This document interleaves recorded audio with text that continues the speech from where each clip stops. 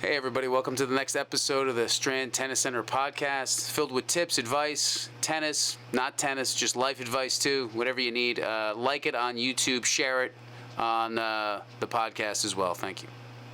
Welcome to the Strand Tennis Center podcast, everybody. What is my name again? My name has been several things today, but... No. Can you give me some examples? Example? Yes, please. No, we'll do a little preamble. It was a great thing about currencies and employees and what needs were. I just told you we're doing one-on-ones this week, and it's good to just say, like, I asked this person, what do you need? How you doing? Blah, blah, blah, da, da, da. And, you know, it's something so simple. I bought lunch for people that were here, and I didn't know that they weren't here. I didn't even realize, you know, that they were in the building or not. I don't think was she in the building? I don't think she was. So we go through all these things. I'm thinking, you know, these one-on-ones we do because we want to talk about and say, hey, how you doing? How's the job? You feeling fulfilled? What do you need? Do you need something? And you know, how's it going with classes? How's your culture, your teammates? And I went through all this things. She goes, where's my sandwich? I just want my sandwich. It's just so funny. It's something so simple.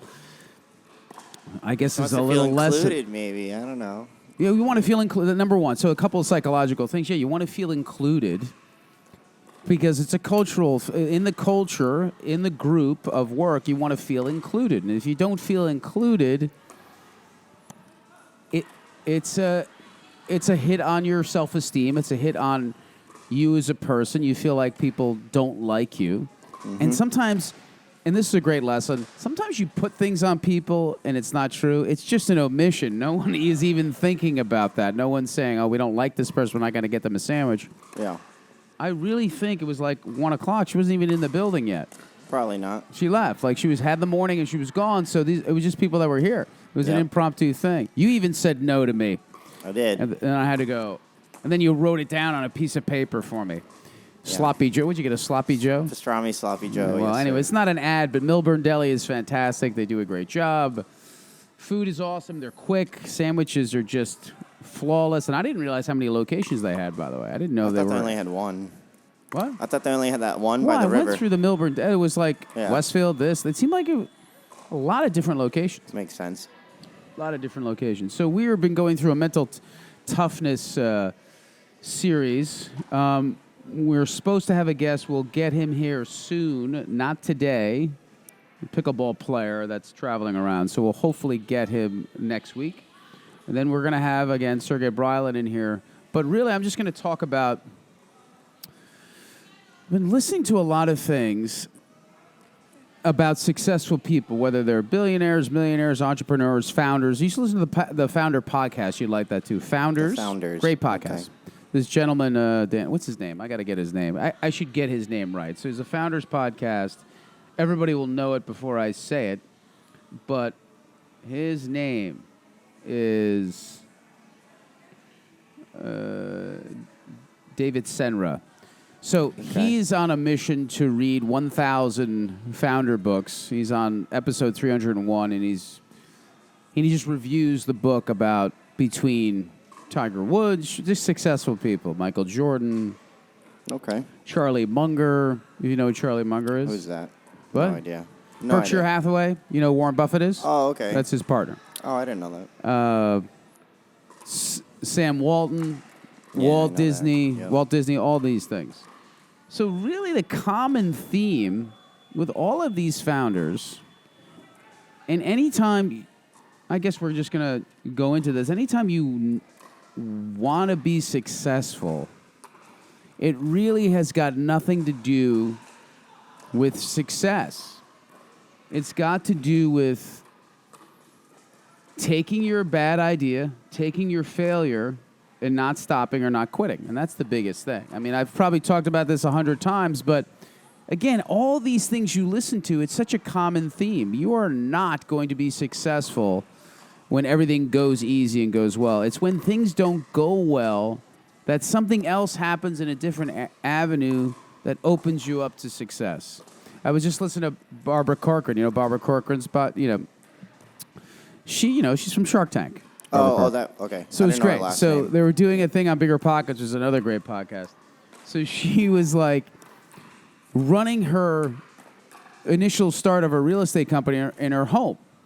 Okay. So she would bring people into her house and meet for an hour and then take them out on visits, right? Okay. So at one point, she was bringing so many people in, mostly men, that her landlord put an eviction notice on her wall saying that she was running a prostitution ring. Oh, wow. Think of that shit. So That's crazy. but think about this. So he goes to evict her. She comes up, explains it to him. No, I'm running a real estate company, and these are people that are coming in. And then what happens? She gets the contract of all of this guy's apartments to sell and buy. In spite? What? Like in spite? No, and explaining this to her landlord, she ends up getting a great deal. So she gets she gets to represent him, and all he had a big they work together. Real estate company, so she gets to represent, sell, and buy his properties. That's cool. So she ended up getting a good contract out of it. So all of these negatives have positives. You lose something doesn't go your way. Inside of that, you may meet somebody that may change everything. So really, between all the stories that in this Founder podcast that were being discussed, I mean, did you know about Tiger Woods' story? No. It's crazy. Like, his father was a huge womanizer just like him. Oh. Yeah. Makes sense. He'd go to tournaments, and his father was, like, sleeping with other people at the tournament. Oh, wow. You know, he was a real, like, and he just, the obsession that he created for him to play and what he had him do and the practices, and said that his kid at 2 years old is going to, change the world and all this stuff. But that's an extreme case. Like, that's why Tiger, to me, is barely can walk, a lot of issues, because he's also overworked. He also overworked himself to practice. You can find a good balance.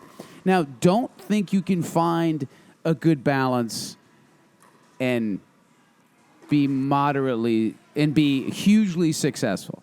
I don't really believe in that. There's no work-life balance, so to speak. You're not going to be Tiger Woods. You're not going to be Elon Musk. You're not going to be Jeff Bezos. You're not going to be some of the richest people in the world by saying, listen, I need my work-life balance.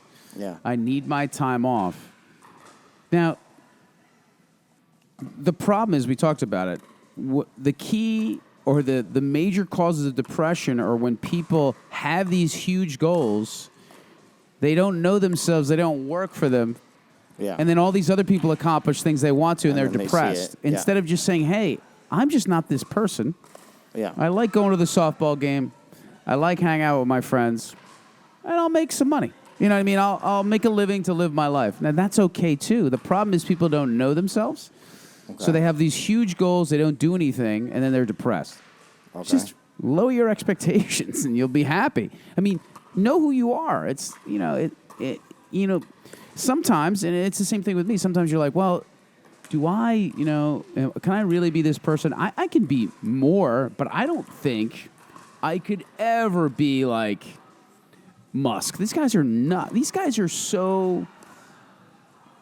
The only thing they're concerned about, I don't think they're going to be on their deathbed going, I wish I spent more time, hanging out with friends. Yeah. I don't think they're going to do that. This is what they love. Look at Munger and Buffett. Munger's 99 years old. Buffett is 92. They are still working. They're still reading. They're still studying. Do you think that they regret that they read that extra book or studied that extra thing and didn't spend an extra time playing? There's great stories about Buffett, crazy stories. So Buffett, at one point, and I won't get it right, but in his biography or his autobiography, one biography about Buffett, he was so focused. Like, he read so many prospectuses and so many of every company that he had such a process. He would come home from work, go right upstairs and start reading. So at one point he comes home from work and his kid is at the foot of the steps, like sick. Something's wrong. Like, he hurt himself. Okay. Buffett walks right over to the kid, right up the stairs, closes the door, and works. Like, no reaction. Now, I don't know if that's the truth, but it's been written about or talked about so many times. Like, and another point, his wife had passed away. His first wife, he really kind of had two wives, but his first wife was like, Warren, I'm sick. I need a bucket because I'm going to throw up. So Warren goes into the kitchen and gets like a colander with holes in it. She's like, this is not a bowl or a bucket. Like, he didn't do anything but read and focus. So there's sacrifices to everything. Like, when you're so passionate about something, there's no other option for you to do it.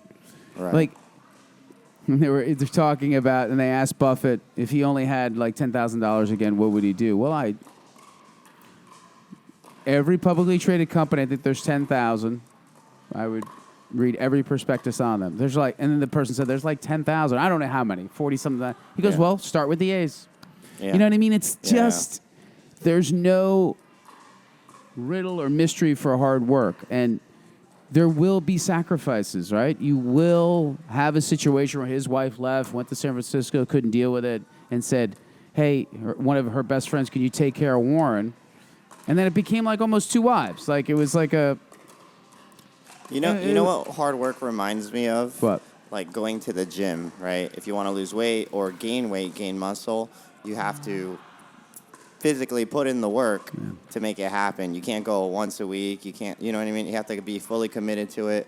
You have to, do all the things that will guarantee your success. And if you're not doing that in the world of business or your own personal life or your own career goals, then it's not going to happen.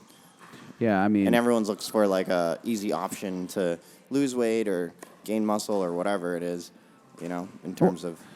Well, you can go off into a whole wormhole here. This is why our society is, in our society, I think it was in the 70s, there was only how many states that 20% of the population was obese. Now, every state, it's over 20%. Mm-hmm. Because people are eating more crap, and people are working out more, but they're eating more shit. So you have to... you just have to be disciplined. People, like the ads we said, we had talked about this where you're eating barbecue and then they give you an anti-acid pill. So eat what you want. Like, it's so stupid. Don't eat it. Work on prevention. Yeah. We all were in this country where you're so used to treating the sick instead of giving them tools not to be sick. Yep. That's the key. But the problem is, like you say, working out. Working out is simple, right? Eat right, work out. People don't want to do it. And that's why they hire all these people, get all these trainers, get all these fancy things. You could be in shape with a bench, a chair, and your feet. You could just work out off a bench, use a chair to do dips or something, and then run. And you could be fit. You don't need any type of money. You don't need tonal. You don't need, all these online things. Mm-hmm. It's pretty old school. You need your body weight and your effort, and that's really about it. Very true. You're absolutely right. So, and that's what hard work is. Like, if you have a great idea, that doesn't mean anything. Everybody said there's ideas everywhere. You have to facilitate the idea. So, I was just thinking that in the interim between our guests and what we're talking about, because I've been taking in a lot of information. But but it's always the common theme with these guys. They go bankrupt. They fail. They go bankrupt again. They make money. They don't have any. There's less fear too. And listen, if you have all these fears and you need security, then you probably shouldn't become a founder or run a business or do any of those things. If you have a goal to be we're here on the tennis court. If you have a goal to be a great tennis player, but you don't have the work ethic, you should understand that and go, listen, I just don't have this. I just don't have it anymore. How many college kids quit 2 years in? They play the sport, and it's too much work. They're like, what am I doing this for? I'm not going to be professional. And they quit. It's really, really a slog to be successful. Like, again, we always say, to get 80% aptitude, it won't be super hard. But to be a 90 percentile, 95 percentile person, you've got to really sacrifice. Yeah. And some people just don't want to, and that's okay. I start to think about this stuff when we have one-on-ones and people's goals come out, people's goals set. And the biggest thing that we were talking about in the meetings we can talk about is a shared vision. Whether you're, and this goes all the way, this is a vertical, whether you're on the tennis court, whether you have a tennis coach, whether you have a team. And if you're on a team, say you're on a tennis team, and we discussed this, and you're on the bus, and everybody wants to go to a different location. So everybody wants, I like to want to go to New Orleans. I want to go over here and play. I want to do this. That team is pretty screwed if they all have different directions they want to go in. So you have to decide with your coach or with your team what direction you want to go in. If you all agree that we all want to be in Florida, Yeah. then we can decide how to get there.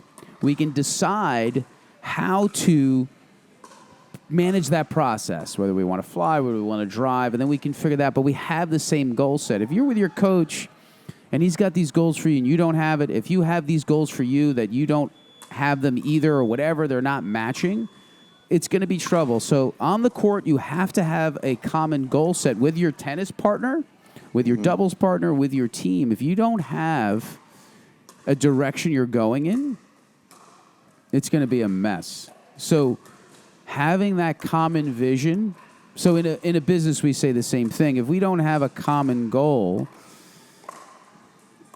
we can talk about business-wise. Like a tennis lesson, we said, can be taught really not by anybody, but you could learn.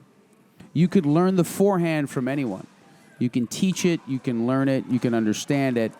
But if you're really going to teach a lesson and change someone's life, it's more than just teaching the forehand. So it's sharing that common vision of what you're trying to do with the lesson. Now, you may want to teach a forehand differently, and that's fine. But your overall goal is to make that person be a better person and not just a better player, but feel better about themselves. So that's the key. So just wanted to spend a little time on common goals and common vision. If you have a goal and you have a team, you have to have a common vision. And you have to realize that for greatness takes great effort, great work. And then the last thing I'll leave you with is easy choice is hard life, hard choice is easy life. So if you want to make the easy choice all the time, you will eventually have a hard life. If you want the hard decision first, you will eventually have an easy life. It's with anything. It's like making $500 a week and forcing yourself to save $100. That sucks. You have no money. But in the end, you're going to have a good life. And it'll happen sooner than you think, Santi. You won't be dead like you think. Every time I ask Santi, would you wait, the old donut theory, would you wait for a donut? You get your favorite donut today, you wait 2 weeks, you get your 2 donuts. You're like, I may be dead in 2 weeks. I'm like, what kind of answer is that, Santi? Give me a break. You have to delay gratification. All right, everybody. The answers and the actions. Thank you. Remember, easy choice is hard life, hard choice is easy life. See ya. Hey, everybody. Hope you like the podcast. Please share it with your friends, anybody that you know, anybody that's into tennis, anybody that's into bettering themselves. Share it.